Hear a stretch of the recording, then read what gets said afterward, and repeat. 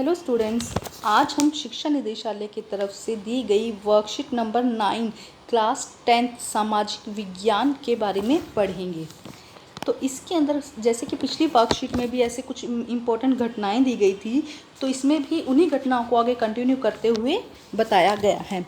तो हमने पिछली जो थी उसमें हमने पढ़ा था असहयोग आंदोलन के बारे में। पिछली वर्कशीट में हमने असहयोग आंदोलन के बारे में पढ़ा था।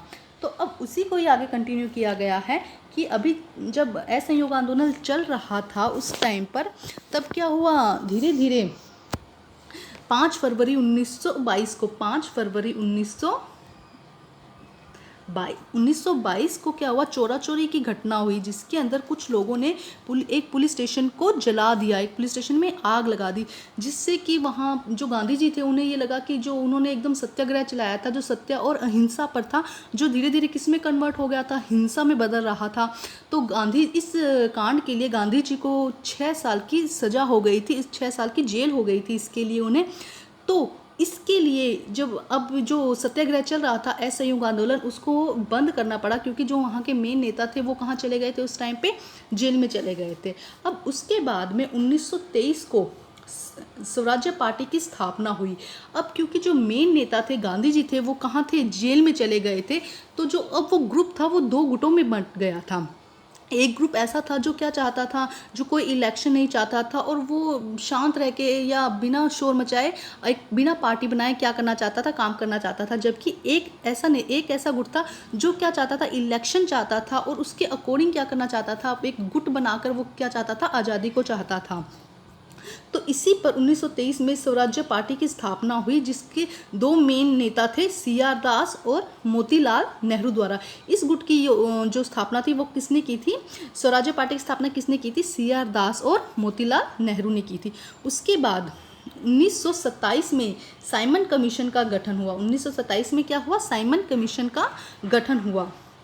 उसके बाद में यहाँ पे आपने देखा होगा 1927 में,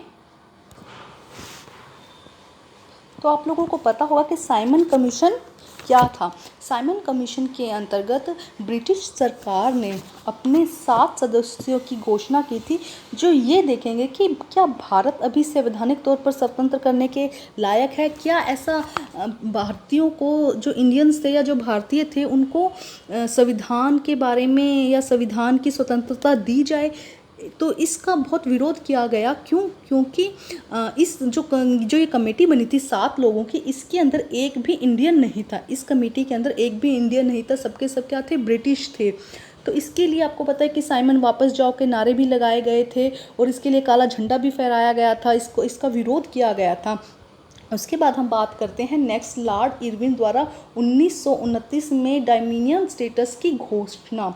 अब इसके अंदर क्या किया गया था, इसके अंदर ये कहा गया था कि आपको पूर्ण स्वराज ना मिलकर, मतलब कि आपको पूरी तरह स्वराज्य ना मिलकर, पूर्ण स्वराज ना मिलकर आपको क्या मिला जाएगा, को डोमिनेंस, मतलब कि आपको क्या मिलेगा, को डोमिनेंस, मतलब कि सेमी इंडिपेंडेंट, मतलब कि इसके अंदर जो हेड के, जो ऊपर के लोग होंगे वो तो क्या होंगे, ब्रिटिश होंगे, लेकिन उसके नीचे जो काम करेंगे वो क्या होंगे, इंडियन होंगे। तो इसके जो लॉर्ड इरविन द्वारा जो 1929 में थी वो डोमिनियन स्टेटस की घोषणा की गई थी, लेकिन इसे भी पूर्णतः क्या कर दिया गया था, नकार दिया गया था। लेकिन इसके अंदर भी 2 गुट बन गए थे। जो एक गुट चाहता था कि इसे कुछ कि भाई कुछ तो मिल रहा है, इसे अपना लिया जाए, लेकिन नेहरू जी और ये सब क्या चाहते थे, ये चाहते थे कि हमें पूर्ण स्वराज चाहिए, हमें आधा नहीं चाहिए जिसमें कि हेड तो दूसरे ब्रिटिश रहे और बाकी का काम जो नीचे के लोग हैं वो इंडियन रहे। तो वो ये नहीं चाहते थे। जबकि जो गांधी जी थे वो ये कह रहे थे कि चलो कुछ तो मिल रहा है, एक बार वही ले लिया जाए।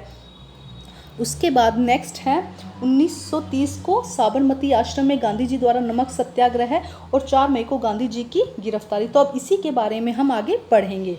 जैसे कि दिया गया है यहाँ पे, सविनय अवज्ञा आंदोलन नमक सत्याग्रह। तो 6 अप्रैल 1930 को गांधी जी ने अपने 78 साथियों के साथ में दांडी पहुंचकर नमक कानून तोड़ा। तो उस समय क्या हुआ था, जो गांधी जी थे उस समय ब्रिटिश सरकार ने एक रूल बना दिया था जिसके अंदर कि सिर्फ नमक का प्रोडक्शन वो ब्रिटिश लोग ही कर सकते हैं, इंडियन लोग नमक का प्रोडक्शन या नमक का उत्पादन नहीं कर सकते हैं। और जो ब्रिटिश सरकार जो नमक बना रही थी उस पर जो टैक्स ले रहे थे वो भी बहुत ज़्यादा था। और नमक एक ऐसी चीज़ थी जो हर एक इंसान की ज़रूरत होती है। नमक के बिना खाना, हर चाहे वो मज़दूर हो चाहे वो बहुत अमीर हो, नमक के बिना उनका जीवन मुश्किल है। तो इस पे टैक्स भी उन्होंने, सरकार ने क्या कर दिया था, बढ़ा दिया था। तो इसके लिए गांधी जी ने एक सत्याग्रह किया जिसमें वो 388 किलोमीटर तक पैदल चले। अहमदाबाद, दांडी यहाँ तक आए, 388 किलोमीटर उन्होंने पैदल यात्रा की और एक सत्याग्रह बनाया जिसे क्या कहा गया, नमक सत्याग्रह। अब आगे बढ़ते हैं। तो इसमें उन्होंने जो सरकार ने कानून बनाया था उसको तोड़ा और एक आंदोलन की शुरुआत की। सविनय अवज्ञा आंदोलन असहयोग आंदोलन से कुछ मामलों में अलग था। वहाँ पे हमने पढ़ा था कि असहयोग आंदोलन में क्या था, वो पूरी तरह बहिष्कार कर रहे थे उनके सम्मान का, ब्रिटिश के सम्मान का, लेकिन ये क्या था, कुछ अलग था। इस बार लोगों ने न केवल अंग्रेजों के असहयोग आंदोलन के लिए औपनिवेशिक कानून का उल्लंघन किया, जो कानून बनाए थे उन्होंने उसका उल्लंघन किया और उनका आह्वान भी किया जाने लगा, मतलब उन्हें और मतलब जोर शोर से ये किया जाने लगा।